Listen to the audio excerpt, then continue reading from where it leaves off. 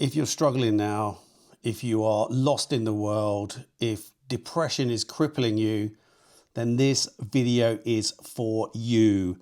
No strings, no frills, no fancy schmancy stuff, just 6 absolutely key things that you can do to progress yourself to this next stage of your life. Welcome to the Human Impact. Hi, my name's Jason and it was January 2023. Hi, my name's Jason and it was January 2024 that my life turned inside out, upside down, and as part of the process of coming back to life, I was given a diagnosis of severe clinical depression, and I've had extensive counselling, crisis support, help, guidance and more from others to get me to the point where I can share this with the world, to look to try and help others to navigate through the choppy waters of what is and what can be an absolutely horrific time. So I want to share with you 6 steps that I took. Now this is looking backwards. There was no, for me, a rule book. There was no, for me, logical process. So this is what I did. This is how I navigated it.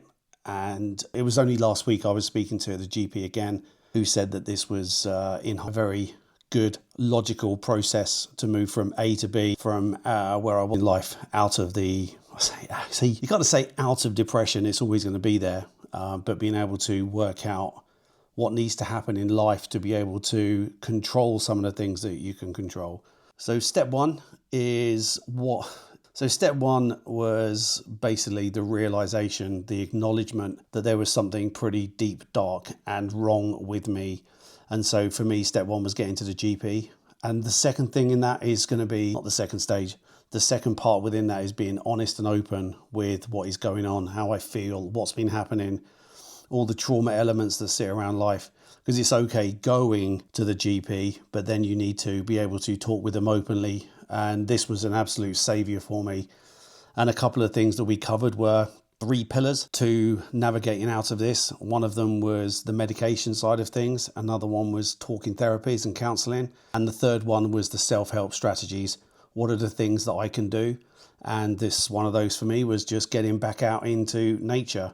I got to the point in life where I just hated everything that was going on and lost all sense of joy in everything. But once I realized that actually the things that I hated doing at that point in time were actually part of the things that stopped me from spinning out even sooner. So I had to get to grip with some of those things. So that for me was a really key part. You know, it was a life-saving moment for me to sit there. And don't get me wrong, it's one of the hardest things I've ever had to do, which is sit there and tell someone that you're broken. But at least that's the point where you can start to rebuild yourself. The second stage was looking at that self-help side of things. I had to have a really deep look at all of the things that were contributing towards basically the breakdown. Alcohol, massive, absolutely massive. And I've done videos before where I've just talked about how a frame of normal changes as you start to do things on repeat. You know, a wine in the evening is then 2, is then 3, is then eating loads, it's like not going out, it's like staying in for 2-3 days. All of these become normal. So for me, I had to look at what was the contributing factors that were underneath it. And alcohol was a big one. It was drinking to suppress horrible feelings. Then at some point when pissed, horrible things would come up and you'd end up in all kinds of conversations and end up chatting with people about, you know, shit. You lose 2 or 3 days with hangovers and just the health side of things. And alcohol's just a bad thing. You know, wrong, right? I'm not on this kind of AA path. I've been to AA meetings and it certainly wasn't for me. I'm not going to share what went on. That is not my journey to tell. But alcohol was a massive one. Getting to grips with going out for walks, you know, reading, whether journaling or just writing things down or just keeping a track of things, trying to look at trends of things. You know, I'm a problem solver. I love connecting dots. And so when I'm connecting the dots between like the eating and the issues, and then I'm working backwards and then trying to figure things out with a clean mind. When I say clean, I mean as it's pissed all the time. It's easier to be able to reflect on that. And, you know, as my own single guy, no kids, You know, there's to identify this. When you become isolated, you can hide everything away from people. And this is what happened. But what I can start to do is when I looked at the self-help type stuff, lifestyle type things, you know, don't get me wrong, right? I'm a big lad. I'm still getting to grips with food things, but life is easier without alcohol. I can absolutely guarantee it. It's not a good thing. Yeah, it would chunk on my identity. But that's another, I'll do a whole other video on identity rebuild. Stage number 3. So number 1, get the medical support.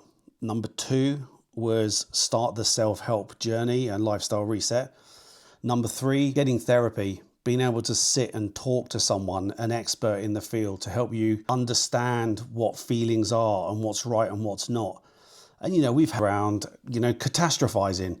I was away from social media for, you know, and then I come back and go, well, what if I put the message out and then someone says this, who then says this, then does that, and then boom, the world has ended.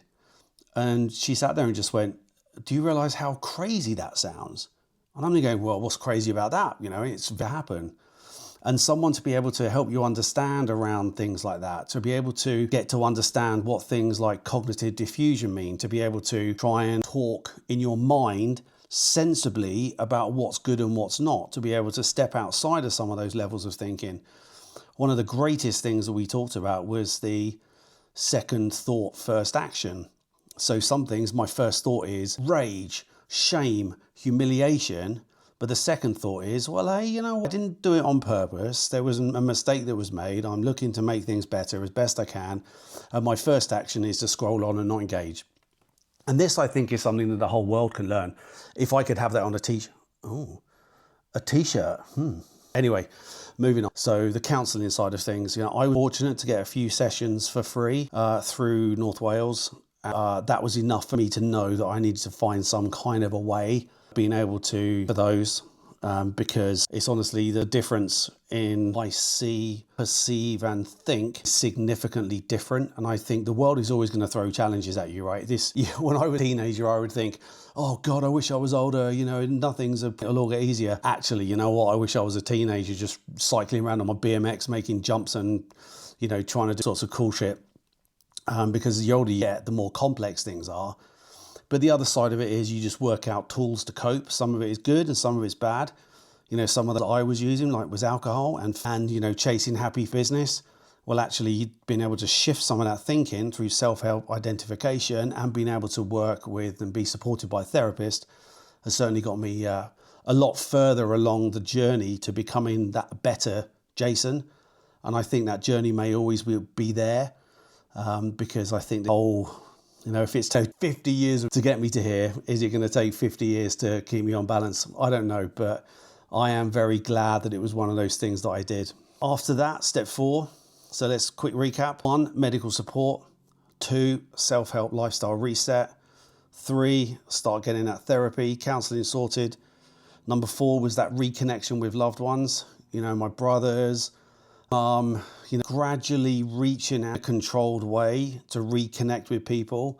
The problem you'll find is if you're in a depressive state or you've become really lost or things have happened to you around you, then there's a massive overwhelm because everybody wants to know what went on. What happened? Oh my God, I didn't expect that. Oh, it makes sense when, you know, when signs down, the amount of drinking that was going on, and oh, I can't believe that went on.